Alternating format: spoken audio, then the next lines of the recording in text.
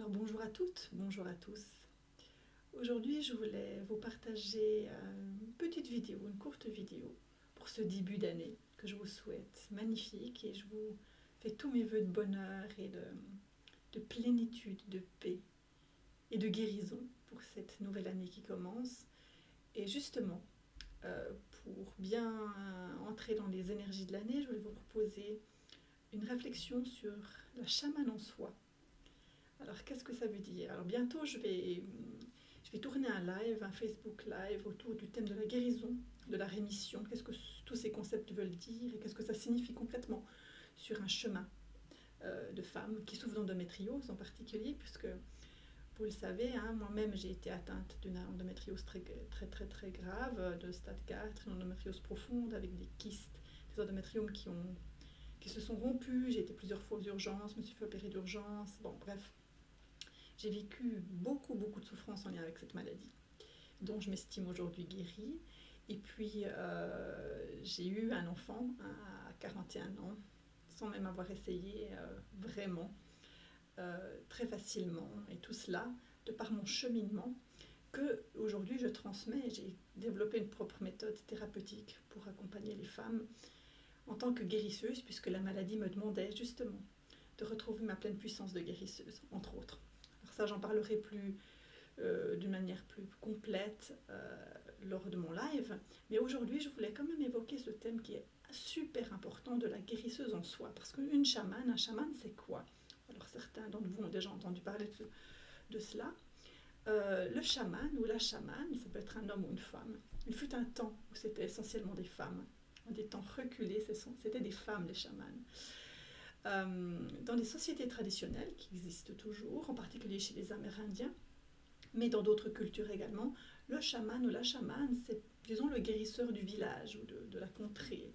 C'est celui qui sait, c'est celui qui détient peut-être certains savoirs en termes de concoction d'herbes.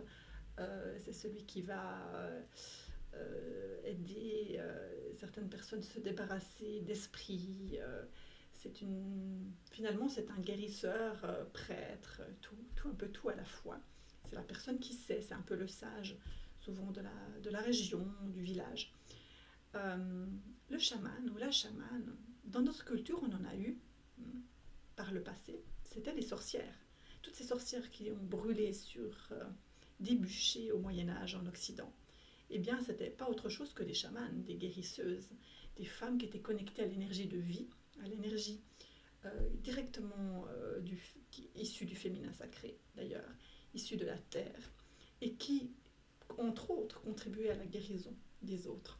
Et puis, dans nos sociétés modernes, on est plein de chamans, on est plein de guérisseurs, guérisseuses qui s'ignorent parfois.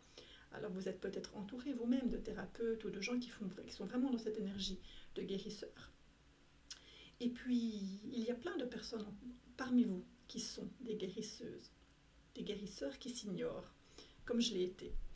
Et ça, c'est une bonne nouvelle parce que lorsque l'on souffre d'une maladie, bien souvent, ce n'est pas toujours le cas bien sûr, mais bien souvent un des messages, une des invitations de cette maladie, je parle maintenant des maladies chroniques, des maladies lourdes, c'est d'aller trouver ce potentiel de guérisseur en soi. Alors le guérisseur qui va évidemment en faire sa mission de vie, qui est amené à amener cela aux autres, l'énergie de guérison aux autres. Et puis il y a le guérisseur en soi, le chaman en soi, celui qui est capable justement d'appliquer des principes d'auto-guérison. Hein? Donc cette partie de nous, ce chaman, on l'a tous. Ça c'est la bonne nouvelle, on l'a tous. Cette partie vraiment qui sait, qui est capable de s'auto-guérir. Hein, c'est la femme médecine en soi, l'homme ou la femme médecine en soi finalement. Hein. C'est la personne qui ne va pas forcément se guérir toute seule, hein. C'est la personne qui est aussi capable d'aller chercher les bons thérapeutes, les bons coachs, les personnes qui vont pouvoir l'accompagner, la guider vers ce chemin de guérison. Parce qu'on peut parfois attirer ou vouloir aller chercher des personnes qui, en fait, indirectement, ne vont pas nous aider à guérir. Et ça, c'est inconsciemment, bien entendu, que ça se passe. Hein. Parfois, on n'a pas envie de guérir. Mais quand on a vraiment envie de guérir, on a besoin souvent d'aide. Et on va s'entourer des personnes qui vont nous accompagner sur ce chemin. Parce que c'est bien difficile d'y arriver tout seul. Même si j'exclus pas le fait que ce soit possible. Mais pour la plupart d'entre nous, c'est plutôt difficile.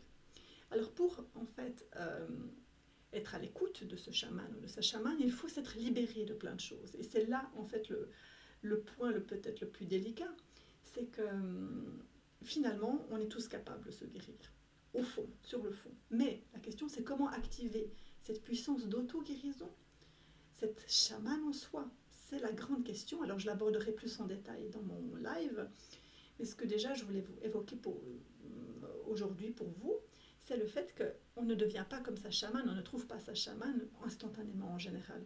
On a besoin d'abord d'aller nettoyer, de libérer les choses. Ça peut être des loyautés familiales, tout ce fatras qu'on porte, toutes ces blessures, toutes ces croyances.